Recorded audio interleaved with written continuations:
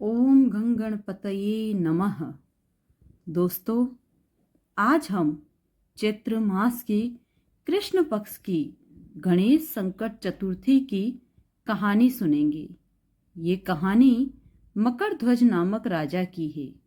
एक समय पार्वती जी ने पूछा कि हे गणेश जी, चैत्र कृष्ण चतुर्थी को गणेश जी की पूजा कैसे करनी चाहिए और इस दिन भोजन क्या करना चाहिए। चैत्र मास के गणपति देवता का क्या नाम है, उनके पूजन आदि का क्या विधान है, सो आप मुझसे कहिए। गणेश जी ने कहा, हे महादेवी, चैत्र कृष्ण चतुर्थी के दिन विकट नामक गणेश की पूजा करनी चाहिए। दिन भर व्रत रखकर रात्रि में षोडशोपचार से पूजन करना चाहिए। ब्राह्मण भोजन के अनंतर स्वयं व्रती को इस दिन पंचगव्य गौ का गोबर, मूत्र, दूध, दही, घी पान करके रहना चाहिए। यह व्रत संकट नाशक है। इस दिन शुद्ध घी के साथ बिजोरे नींबू का हवन करने से बांझ स्त्रियां भी पुत्रवती होती है। हे शैलपुत्री, इसका इतिहास बहुत विचित्र है। मैं उसे कह रहा हूँ। इसके स्मरण मात्र से ही मनुष्य को सिद्धि मिलती है। प्राचीन काल में सतयुग में मकर ध्वज नामक एक राजा हुए। वे प्रजा पालन के प्रेमी थे। उनके राज्य में कोई निर्धन नहीं था। चारों वर्ण, ब्राह्मण, क्षत्रिय, वैश्य, शूद्र सब अपने अपने धर्मों का पालन करते थे। प्रजाओं को चोर डाकू आदि का भय नहीं था। प्रजा स्वस्थ रहती थी। सभी लोग उदार, सुंदर, बुद्धिमान, दानी और धार्मिक थे। इतना सुंदर राज्य शासन होते हुए भी राजा को पुत्र की प्राप्ति नहीं हुई। तत्पश्चात महर्षि याज्ञवल्क्य की कृपा से उन्हें कालांतर में एक पुत्र की प्राप्ति हुई। राजा राज्य का भार अपने मंत्री धर्मपाल पर सौंपकर विविध प्रकार के खेल खिलौने से अपने राजकुमार का पालन पोषण करने लगे। राज्य शासन हाथ में आ जाने के कारण मंत्री धर्मपाल धन धान्य द्वारा समृद्ध हो गए। मंत्री महोदय को एक से एक बढ़कर 5 पुत्र हुए। मंत्री पुत्रों का धूमधाम के साथ विवाह हुआ और वे सब धन का उपभोग करने लगे। मंत्री के सबसे छोटे लड़के की बहू अत्यंत धर्मपरायणी थी। चैत्र कृष्ण चतुर्थी आने पर उसने भक्तिपूर्वक गणेश जी की पूजा की। उसका पूजन और व्रत देखकर उसकी सास कहने लगी, अरे, क्या तंत्र मंत्र द्वारा मेरे पुत्र को वश में करने का उपाय कर रही है। बार बार सास के निषेध किए जाने पर भी जब बहू न मानी तो सास ने कहा, अरे दुष्टा, तू मेरी बात मान नहीं रही है। मैं पीट कर तुझे ठीक कर दूंगी। मुझे यह सब तांत्रिक अभिचार पसंद नहीं है। इसके उत्तर में बहू ने कहा, हे सासू जी, मैं संकट नाशक गणेश जी का व्रत कर रही हूँ। यह व्रत अत्यंत फलदायक होता है। अपनी बहू की बात सुनकर उसने अपने पुत्र से कहा कि हे पुत्र, तुम्हारी बहू जादू टोने का उतारू हो गई है। मेरे कई बार मना करने पर भी वह दुराग्रह वश नहीं मान रही है। इस दुष्टा को मार पीट कर ठीक कर दो। मैं गणेश को नहीं जानती। ये कौन है और इनका व्रत कैसे होता है। हम लोग तो राजकुल के मनुष्य हैं, फिर हम लोगों को किस विपत्ति को ये नष्ट करेगी। माता की प्रेरणा से उसने बहू को मारा पीटा। इतनी पीड़ा सहकर भी उसने व्रत किया। पूजनों उपरांत वह गणेश जी का स्मरण करती हुई उनसे प्रार्थना करने लगी, हे गणेश जी, हे जगतपति, आप हमारे सास ससुर का किसी प्रकार को कष्ट दीजिए। हे गणेश जी, जिससे उनके मन में आपके प्रति भक्ति भाव जागृत हो। विभु विश्वात्मा गणेश जी ने सबके देखते देखते ही राजकुमार का अपहरण करके मंत्री धर्मपाल के महल में छिपा कर रख दिया।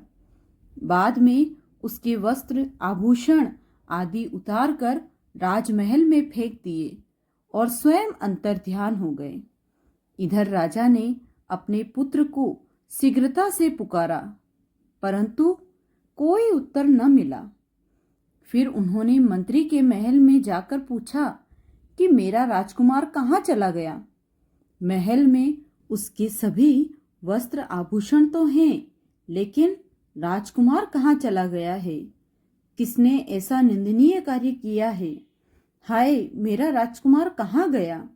राजा की बात सुनकर मंत्री ने उत्तर दिया, हे राजन, आपका चंचल पुत्र कहाँ चला गया इसका मुझे पता नहीं है। मैं अभी गांव, नगर, बाग बगीचे आदि सभी स्थानों में खोज कराता हूँ। इसके बाद राजा अपने सभी नौकरों, सेवकों आदि से कहने लगे, हे अंगरक्षकों, मंत्रियों, मेरे पुत्र का पता शीघ्र ही लगाओ। राजा का आदेश पाकर दूत लोग सभी स्थानों में खोज करने लगे। जब कहीं भी पता न लगा तो आकर राजा से डरते डरते निवेदन किया कि महाराज, आप अपहरणकारियों का कहीं सुराग न मिला। राजकुमार को आते जाते किसी ने नहीं देखा। उनकी बातों को सुनकर राजा ने मंत्री को बुलवाया। मंत्री से राजा ने पूछा कि मेरा राजकुमार कहाँ है? हे धर्मपाल, मुझसे साफ साफ बता दे कि राजकुमार कहाँ है। उसके वस्त्र आभूषण तो दिखाई पड़ते हैं, केवल वही नहीं है। अरे नीच, मैं तुम्हारा वध कर डालूंगा, तेरे कुल को नष्ट कर दूंगा, इसमें जरा भी संदेह नहीं है।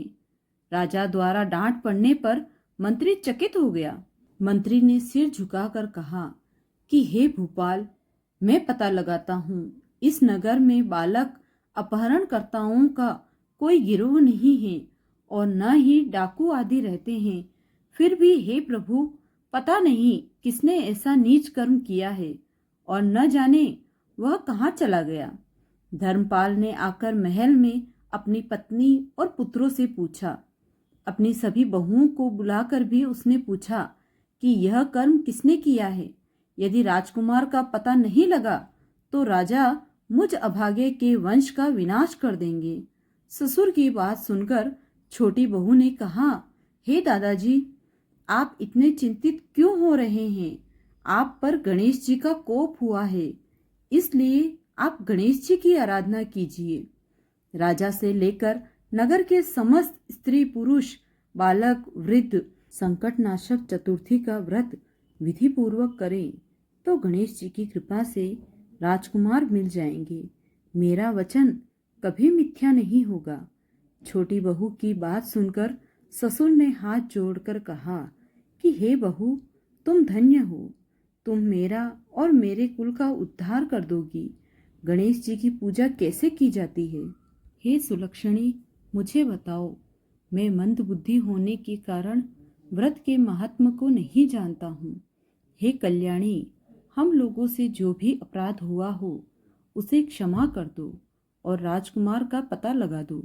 तब सब लोगों ने कष्टनाशक गणेश चतुर्थी का व्रत करना आरंभ किया। राजा सहित समस्त प्रजाजनों ने गणेश जी की प्रसन्नता के लिए व्रत किया। इससे गणेश जी प्रसन्न हो गए। सब लोगों को देखते ही देखते उन्होंने राजकुमार को प्रकट कर दिया। राजकुमार को देखकर नगरवासी आश्चर्य में पड़ गए। सब लोग बहुत प्रसन्न हुए। राजा के हर्ष की तो सीमा न रही। राजा कह उठे, गणेश जी धन्य हैं और साथ ही साथ मंत्री की कल्याणी पोता बहू भी धन्य है, जिसकी कृपा से मेरा पुत्र यमराज के यहाँ जाकर भी लौट आया। अतः सब लोग इस संतानदायक व्रत को निरंतर विधि पूर्वक करते रहे। श्री कृष्ण ने कहा, हे राजा युधिष्ठिर, त्रिलोक में इससे बढ़कर कोई दूसरा व्रत नहीं है। हे कुरुकुल दीपक, आप भी अपने लिए कलेशों के समनार्थ इस व्रत को अवश्य कीजिए। श्री कृष्ण के मुख से इस कथा को विस्तार पूर्वक सुनकर युधिष्ठिर ने बड़े ही भक्ति भाव से चैत्र कृष्ण चतुर्थी का व्रत किया और गणपति की कृपा से अपने खोए हुए राज्य को पुनः प्राप्त कर लिया। अगर आपको ये कहानी पसंद आई हो तो प्लीज़ वीडियो को लाइक करें, चैनल को सब्सक्राइब करें और अगर आप इसी तरह और कोई कहानी सुनना चाहते हैं तो कमेंट करके ज़रूर बताएं।